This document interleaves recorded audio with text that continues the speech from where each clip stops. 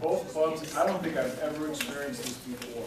We have a brand new member. Not only did he join tonight, but he's also giving his icebreaker tonight.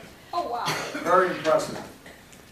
Colby's title of his speech is Proud of My Reflection. Please give me a very warm welcome for Colby.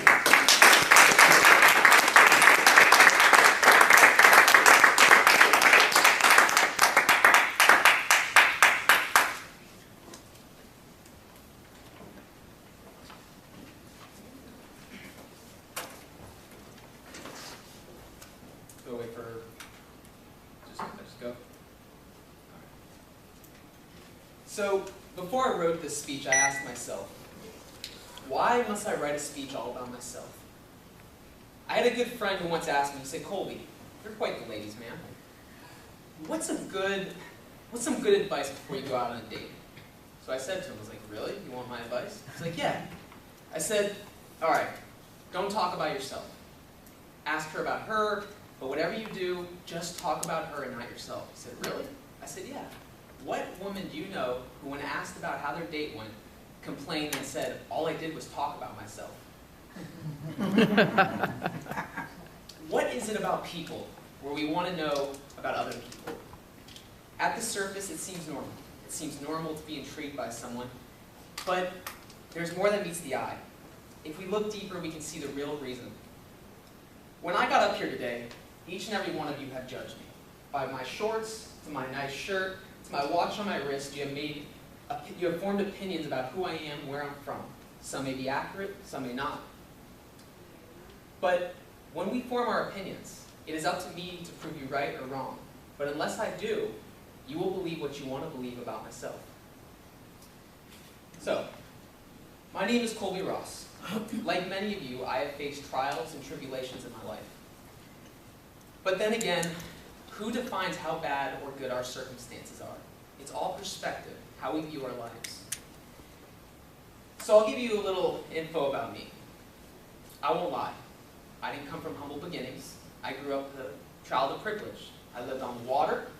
I had a nice boat. I had a car, a girlfriend, lots of friends, everything a person my age would want. So if you took a look at me then, you would say, well, what can possibly be wrong? But there's always more than meets the eye. On the outside, my life was stable. It was envious, worthy of envy.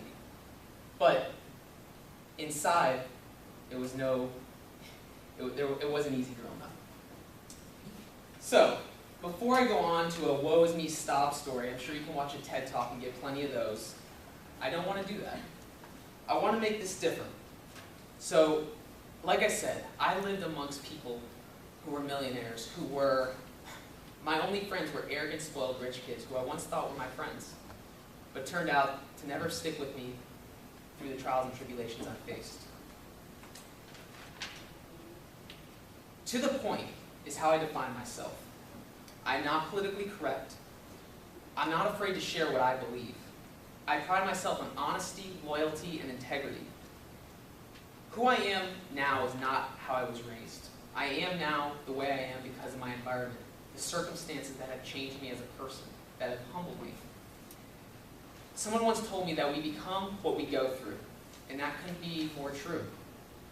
We become how our environment has shaped us to who we are today. You don't make a samurai sword without tons of heat to burn down the metal into the strength it is. Fortunately for me, I've had good mentors along the way to keep me on track, people to show me that there's more to life than thinking about yourself. I have a great mother who's always kept me focused on the goal of being humble. Now, I know what you all are thinking. You're saying, okay, get to the damn point of who you are and what you're trying to say. I can go through the timeline of human development theory, which I'm sure you've all taken Psych 101, but who really cares about your adolescence to adulthood? None of you are going to remember what I say, and chances are you're not going to even understand it. My meanings to my experiences are what I put to them, not what you put to them, because my lens is different than yours. Just like I couldn't put on your glasses and see clearly, and vice versa. It's all perspective. When I look in the mirror, I see a person today that I'm proud of. I'm proud to call that person myself. This is not arrogance, but this is pride. Pride in who I've become, pride in what I do. I'm still learning who I am. I'm still learning where I fit into this world. But just like puberty, it's trial, it's error, and lots of exploring. We have all heard mundane speeches about people's lives, and we have all heard inspiring ones, but I ask you this, what's really the difference? It's just the meaning we put to it. It's the way we express ourselves about who we are to other people. Everyone in here is interesting. Everyone in here is unique in their own way, and I'm proud to be who I am, and you should as yourself. I know that this is a non-traditional way to go about your first Toastmaster speech. Today's the day I joined, and today's the day I also gave my icebreaker. I wrote this speech yesterday in less than 15 minutes, because if you know who you are, it shouldn't be hard to explain it to others. Yes, I understand that maybe I should have went into more details about myself, and I'm more than happy to tell you about myself. But 5 to 7 minutes speech is not going to do it any justice. In order to explain who I am, I need time. I need time to really let you understand where I come from, what made me who I am, and where I am today. I was once told that I need to be more of an open book, to stop being so closed in, to let loose and live a little. This was my therapist, by the way. She said, Colby, just be easy on yourself. I said, okay, I'll take your advice. Where would you like me to start? She leaned back in her chair, she took out her crazy pad, and she said, start from the beginning. My name is Colby Ross, and I'm 23 years old. I have lived a long life at 23, and if you look close into my hair, you'll see gray strands coming out. My barber said that was genetics, but I told her that's bullshit. It's stress and my physical old soul coming out. Sorry for the cursing, but again, like I said, I'm not politically correct. This is who I am.